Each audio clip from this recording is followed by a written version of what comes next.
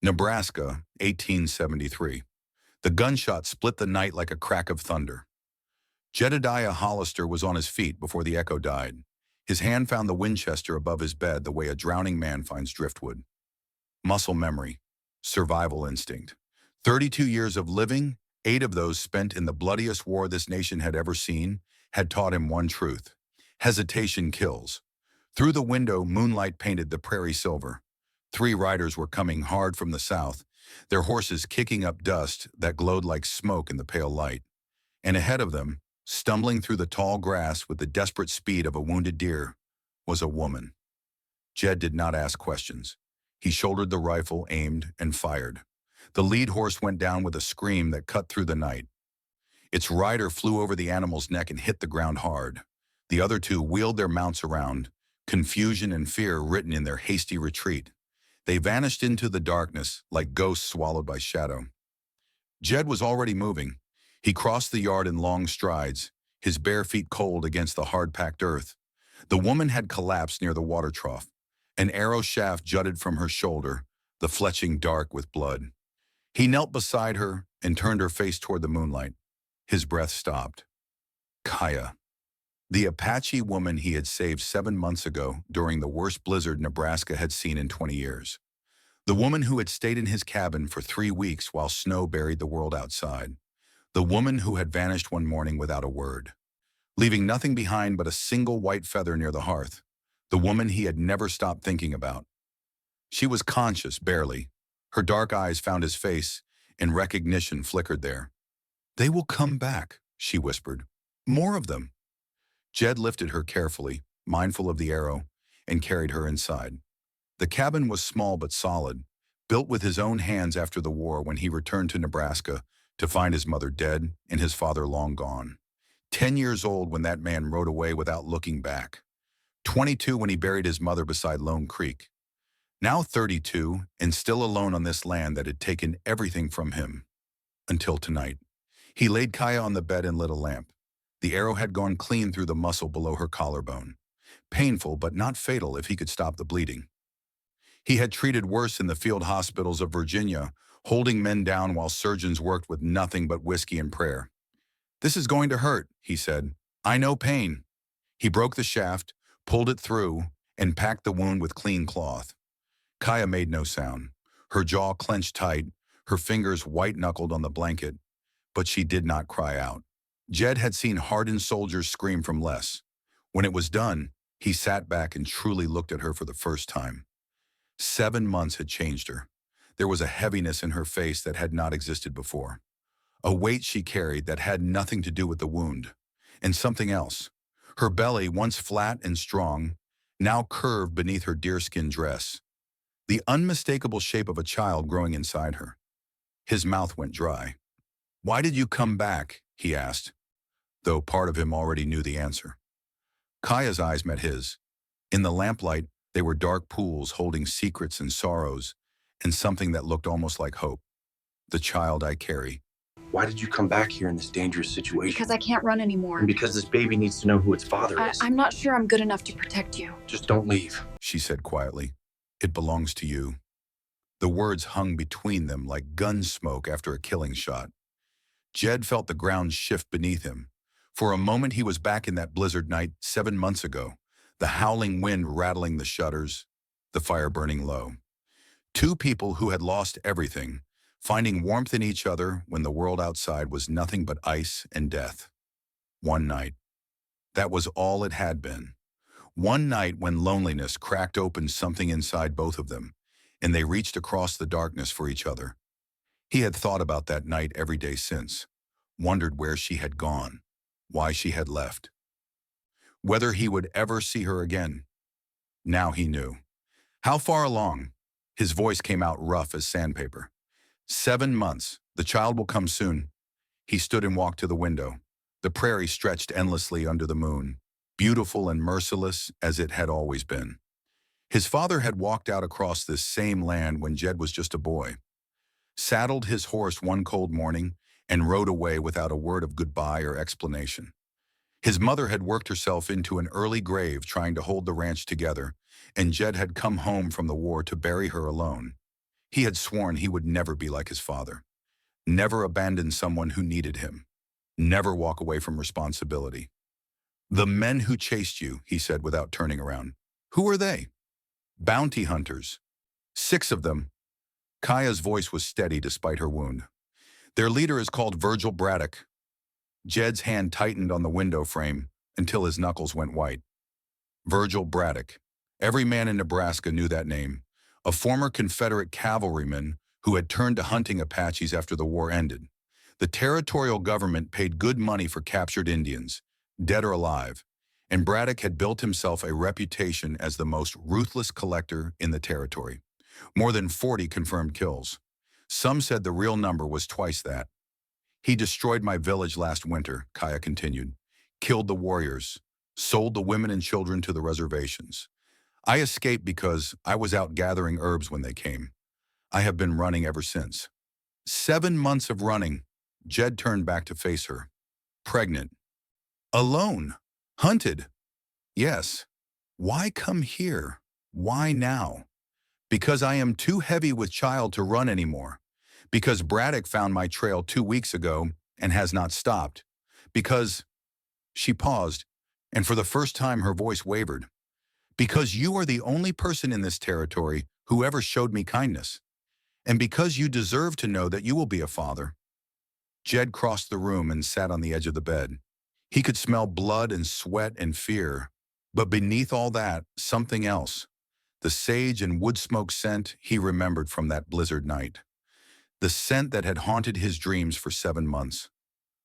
I am not a hero, he said slowly. I am just a rancher with 40 acres, a dozen cattle and more debts than I can count. I cannot promise you safety. I cannot promise you anything. Kaya's expression did not change. She had expected rejection. She had prepared herself for it. But I will not let you face this alone, Jed continued. I will not let my child be born running from killers. And I will be damned to hell before I become the kind of man who turns away a woman carrying his blood. For a long moment, neither spoke. The lamp flickered. Outside, a coyote called to its pack across the vast darkness. Then Kaya reached out and touched his hand. Just briefly. They didn't come to talk, they came to take lives. Then they chose the wrong door.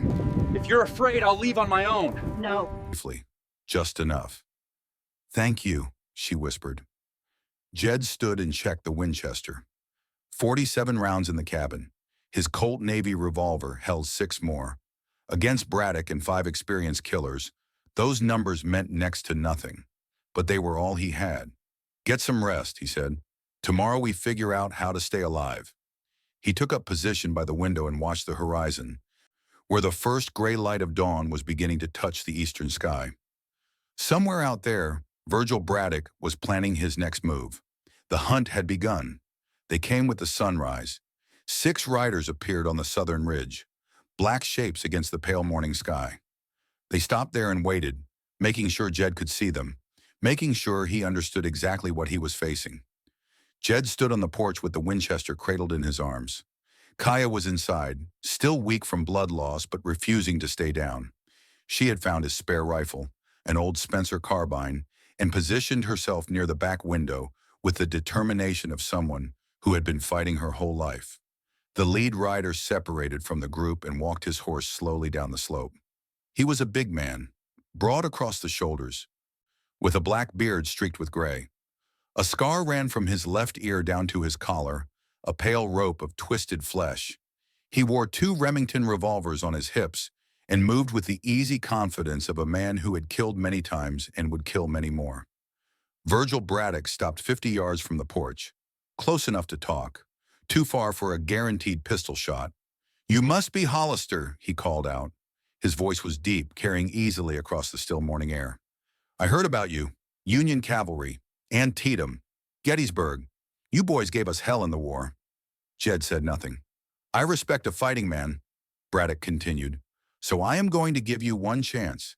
Send out the Apache woman and you can go back to your cattle and your life. I have no quarrel with you. And if I refuse," Braddock smiled. It was the smile of a wolf looking at a lamb. "Then I burn this place to ashes with you inside it. I have a warrant from Marshal Corbett Finch himself. Legal authority to collect escaped hostiles by any means necessary. You interfere, you are an outlaw. Simple as that. Jed raised the Winchester and fired. The bullet kicked up dirt 6 inches from Braddock's horse. The animal screamed and reared, nearly throwing its rider. Braddock fought it back under control, his face twisting with fury. "That was my answer," Jed said calmly. "Now get off my land." For a long moment, Braddock just stared at him. Then he turned his horse and rode back to his men. They gathered in a tight circle, voices low, planning. Jed went back inside. "He will not attack directly," Kaya said. She was pale, her wounded shoulder bound tight with strips of cloth, one hand resting on her swollen belly. "He will try to starve us out." "I know. How long can we hold?" Jed looked around the cabin. A week of food, maybe less. Water from the well would last longer, but Braddock could poison it or cut off access. Ammunition was the real problem. "Long enough," he said. The siege began that afternoon. Braddock did not waste bullets on the cabin walls. Instead, his men spread out around the property, cutting off all routes of escape. One of them shot Jed's milk cow from 300 yards, a clean kill through the skull. Another put a torch to the barn, sending flames roaring into the sky and destroying half the winter hay supply. By nightfall, the ranch was completely surrounded. Braddock's men had built small fires at intervals around the perimeter, marking their positions, watching, waiting. Jed and Kaya took turns keeping watch through the long night. They spoke little. There was nothing to say that would change what was coming. But sometimes, in the quiet hours before dawn, Kaya would tell him stories about her people, about the mountains where she was born, so tall they seemed to hold up the sky, about her father, who had taught her to track and hunt. I used to think living alone would be easier. Easier, but colder. If I collapse tonight, you run. Before she could walk, about the songs her mother sang every morning to greet the rising sun. And Jed listened. In return, he told her about his own ghosts, about the war and the things he had done that still found him in dreams, about his father riding away without looking back, about his mother's grave by the creek, marked with a wooden cross he had carved himself because there was no one else to do it. Two broken people, sharing their wounds in the darkness while death circled outside. On the second day, Braddock cut off the water. His men dammed the small stream that fed the well, diverting it away from the property. By sunset, the well was dry.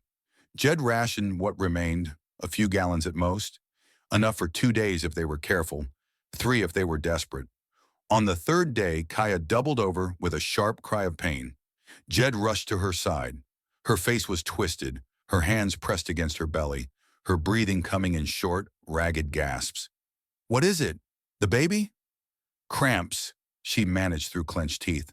"The stress, the thirst. It is making the child restless." Jed's blood went cold. 7 months pregnant, no water, surrounded by killers. If Kaya went into labor now, out here, with no doctor and no help, both she and the baby could die. That night, Nashota came. Jed was watching the northern approach when he saw movement on the ridge. A single rider coming fast. He raised his rifle, thinking it was one of Braddock's men trying a new angle of attack. Then the rider burst through the enemy line like a thunderbolt. 2 arrows flew from her bow in quick succession. 2 of Braddock's men went down before anyone could react, feathered shafts sprouting from their chests. The rider leaped from her horse before it had fully stopped and hit the ground running. She was through the cabin door before Jed could lower his rifle. "Mother!" Kaya's voice cracked with disbelief and relief. The woman called Nashota barely glanced at her daughter, her eyes sharp and fierce as a hawk's gaze, fixed on Jed with unmistakable hostility. She was perhaps 50 years old. Her hair gray-streaked and braided, her face weathered by decades of sun and wind and struggle. A scar ran from her temple to her chin, the mark of some long-ago battle. She moved with the coiled readiness of a rattlesnake, and the knife in her hand looked like an extension of her arm. "You are the white man who touched my daughter," she said. Her English was accented but clear. "Give me one reason I should not open your throat where you stand." Jed met her gaze without flinching. He had faced Confederate bayonets at Antietam. He had walked through fields of corpses at Gettysburg. Fear was something he had learned to master long ago. Because your daughter came to me of her own choice, he said quietly, because I did not force or trick her, and because right now we have bigger problems than your anger. Nashoda's knuckles whitened on the knife handle. For a heartbeat, Jed thought she might strike anyway. He speaks truth, Mother, Kaya said from behind her. He has been protecting me, fighting for me. Nashoda turned to her daughter, studied her face, read something there that made her jaw tighten. Then she looked back at Jed with eyes that still held suspicion, but also something that might have been grudging respect. 2 of the bounty hunters are dead, she said finally. 4 remain, including Braddock. The odds are better now. Not good enough, Jed replied. We are out of water. Kaya is having pains. We cannot wait them out. Then we attack. Nashoda's voice was flat, final. Tonight, kill Braddock, scatter his men. End this. That is suicide. Staying here is suicide. Her eyes bored into his. Do you believe we can live in peace? Peace doesn't come on its own. It must be maintained by willpower. So what if they come back? I did not survive 40 years of war to watch my daughter and grandchild die of thirst in a wooden box. Jed looked at Kaya. She was watching him with those dark, steady eyes, one hand pressed against her belly where his child grew. Trusting him, depending on him. He thought about his father, about the man who had chosen to run rather than face his responsibilities, about the empty space that choice had left in Jed's life, a wound that had never fully healed. He would not be that man. Tonight, he said, we hit them at midnight. Nashoda creates a diversion from the east with fire arrows. I go in from the west and take out Braddock. Nashoda nodded once, a warrior's acknowledgement. As the sun sank toward the horizon, painting the sky in shades of blood and fire, Jed checked his weapons one final time. The Winchester was clean and loaded. The Colt Navy sat heavy on his hip. A hunting knife hung from his belt. Kaya caught his arm as he moved toward the door. Come back to us, she said. Her voice was quiet, but beneath the calm he could hear the fear she was trying to hide. Your child needs a father. Jed looked at her, at the woman who had stumbled into his life during a blizzard and changed everything, at the curve of her belly where his future waited. I intend to, he said. Then he stepped out into the gathering darkness, and the killing began. The night was moonless and black as a grave, perfect for hunting. Jed moved through the tall grass with the patience he had learned stalking Confederate pickets through the midnight forests of Virginia. Every step measured, every breath controlled. The dry grass whispered around him, masking his movement. 40 yards ahead, one of Braddock's men sat beside a small fire, rifle across his knees. Young, maybe 25. Restless with the nervous energy of someone who had not yet learned that death comes quiet and fast. Jed came up behind him like a shadow. One hand clamped over the man's mouth. The other drove the knife deep into the side of his neck. There was a brief struggle, muscles fighting against the inevitable, and then stillness. Jed lowered the body and kept moving. To the east, flames suddenly bloomed against the darkness. Nashoda's signal, fire arrows streaking through the night sky, landing among the horses tied behind Braddock's main camp. The animals screamed and scattered, their terror shattering the silence. Chaos erupted. Jed broke into a run. Ahead, he could see men scrambling from their bedrolls, grabbing for weapons, shouting questions that no one could answer. He shot the first one through the chest before the man even saw him coming. The second turned at the sound of the gunshot and took a bullet through the throat. Then Braddock appeared. He emerged from behind an overturned wagon like a demon clawing up from hell. Both Remingtons blazing fire. Jed dove behind a water barrel as bullets tore through the air where he had been standing. Wood splintered. Water gushed out, soaking the ground around him. Hollister! Braddock's roar was barely human. You think you can beat me? I have sent better men than you to their graves. Jed checked his rifle. 2 rounds left. His Colt held 6 more. Against a killer like Braddock, that might not be enough. He rolled from cover and fired twice. One shot went wide. The other caught Braddock in the left arm, spinning him sideways. The big man grunted in pain but did not fall. Blood darkened his sleeve as he raised his pistol and fired back. The impact hit Jed like a mule kick to the left shoulder. He went down hard, the Winchester flying from his grip, and for a moment the world was nothing but white-hot agony. Blood soaked through his shirt, hot and spreading. Braddock walked toward him, taking his time now. His wounded arm hung at his side, but the gun in his right hand was steady as stone. His face, lit by the dying firelight, wore an expression of cold triumph. "You know what your problem is, Hollister." He stopped 5 feet away, pistol aimed at Jed's head. "You believe in things. Honor, duty, protecting the weak. But out here, none of that matters. The only law is strength. The strong take what they want, and the weak die, begging for mercy they will never receive." Jed's hand crept toward the Colt on his hip. "Go ahead," Braddock said with a thin smile. "Give me a reason." "I do not need a reason." Jed drew and fired in one motion, faster than he had ever moved in his life. The bullet punched into Braddock's chest and staggered him backward. But the big man did not fall. He stood there swaying, looking down at the spreading stain on his shirt with something like disbelief. Then he raised his own pistol, his face twisting into a snarl of hate. Before he could pull the trigger, an arrow punched through his throat from behind. Braddock's gun slipped from his fingers. His hands went to his neck, clutching at the feathered shaft that protruded from both sides. Blood poured between his fingers in dark rivers. He tried to speak, but only a wet, gurgling rattle came out. Nashota stepped out of the shadows, her bow still raised, another arrow already knocked. "Hell does not need more vermin," she said. Braddock fell to his knees. He hung there for a moment, swaying like a tree before the final axe blow, his eyes wide and uncomprehending. Then he pitched forward into the dirt and lay still. The prairie fell silent. Jed lay on his back, staring up at the vast spray of stars overhead. His shoulder burned with pain. Blood loss was making the world spin and blur at the edges. But he was alive. Against all odds, against every reasonable expectation, he was still breathing. Nashota knelt beside him. Her hands were quick and sure as she examined the wound. "Bullet passed through clean," she said. "You will live if we stop the bleeding." "Wonderful," Jed managed through gritted teeth. Something flickered across her weathered face. Not quite a smile, but close. "You fight well," she said. "For a white man. High praise." She helped him to his feet, and together they began the slow, painful walk back toward the cabin. Dawn was breaking in the east, the sky lightening from black to gray to pale rose, and for the first time in 3 days, no enemies waited on the horizon. But their ordeal was not over. They were still 100 yards from the cabin when they heard Kaya scream. Nashota broke into a run. Jed followed as fast as his wounded body would allow, each step sending fresh waves of agony through his shoulder. They burst through the cabin door to find Kaya on the bed, her face contorted with pain. Her hands gripping the wooden frame so hard her knuckles had gone white. "The baby," she gasped. "It is coming. Now!"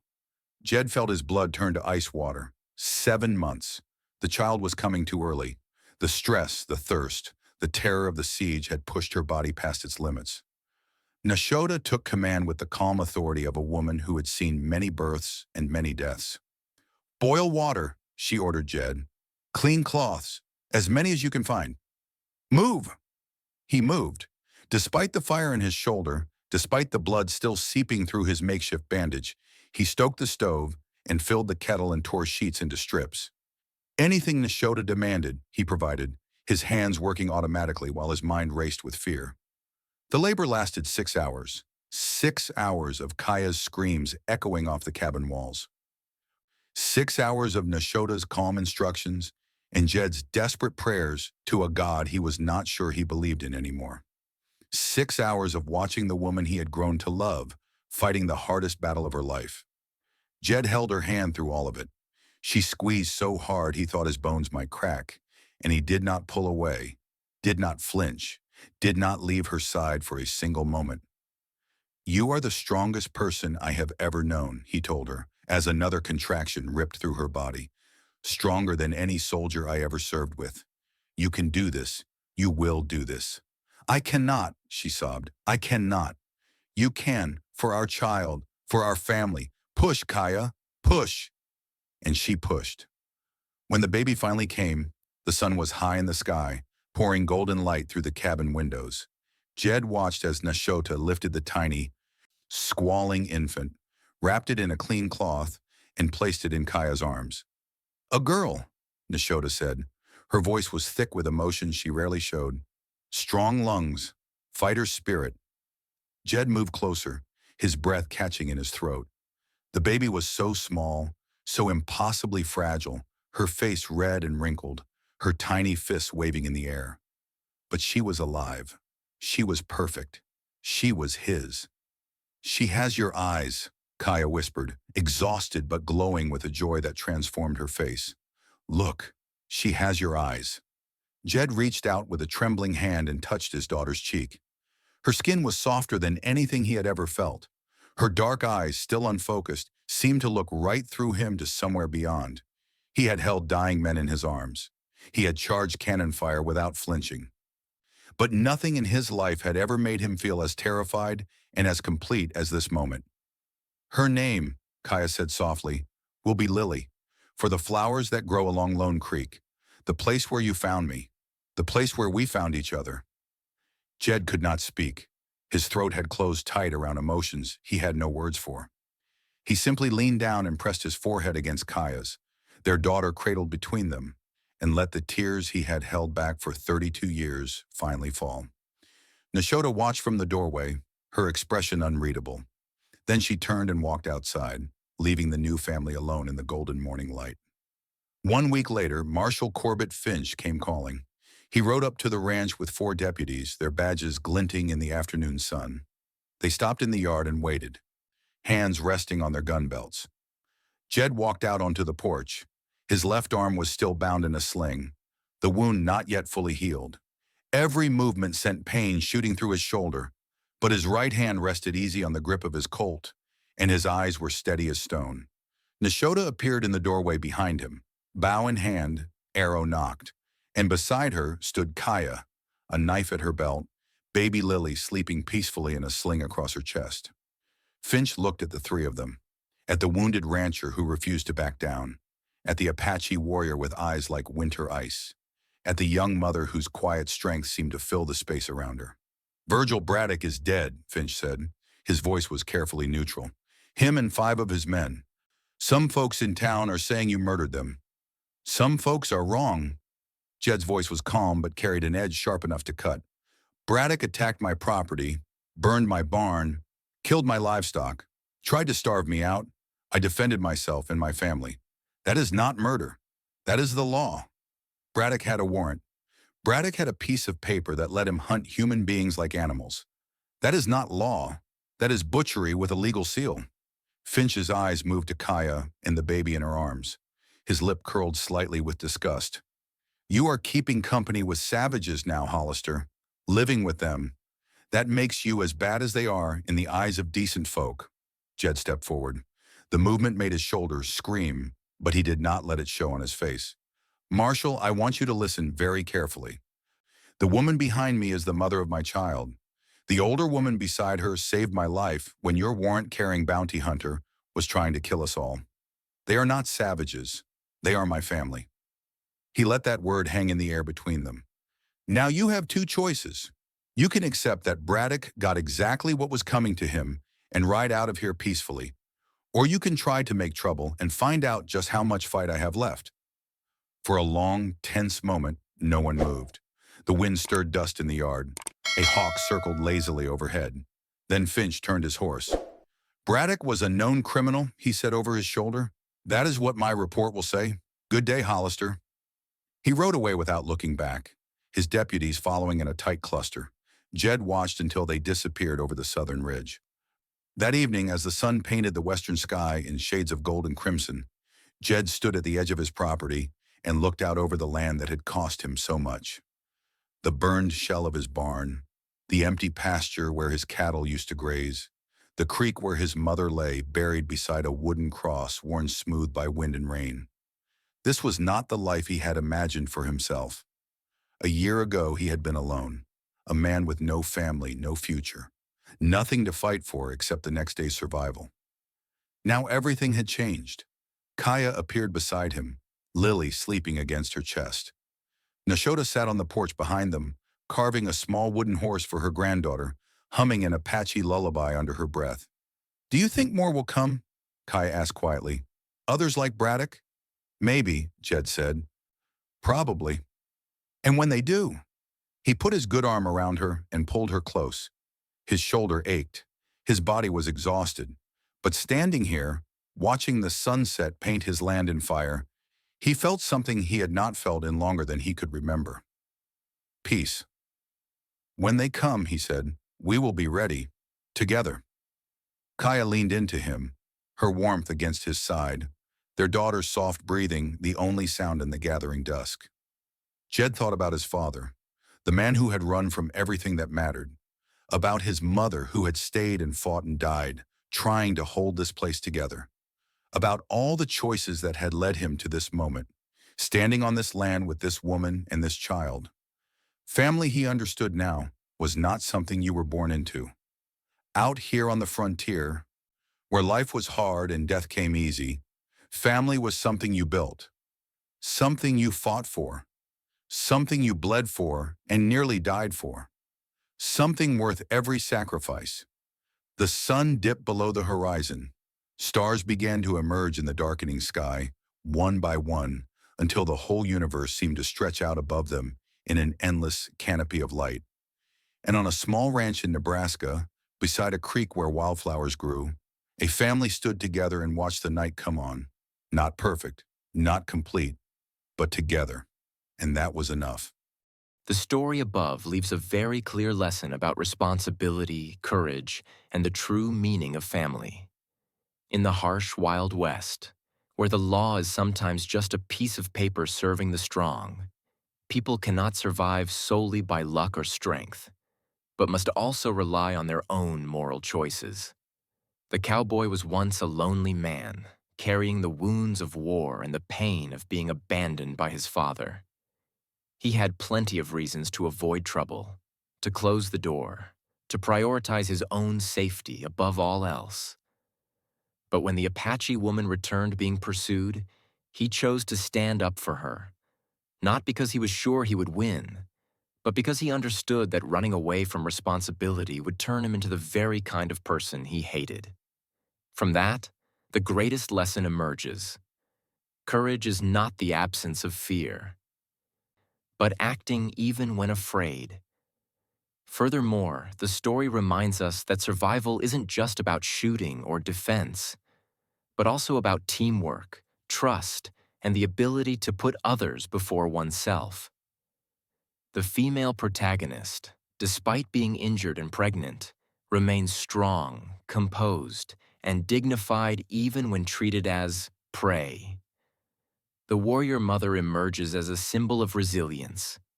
She doesn't talk much, doesn't engage in lengthy negotiations, but understands that protecting her children requires decisiveness. Ultimately, the most memorable message is, family isn't something you're born with, but something you build. In a world full of division, they choose to hold hands, creating a home from sacrifice and trust. And that is the most powerful message. When people stand together, even the coldest prairie can become the starting point of peace.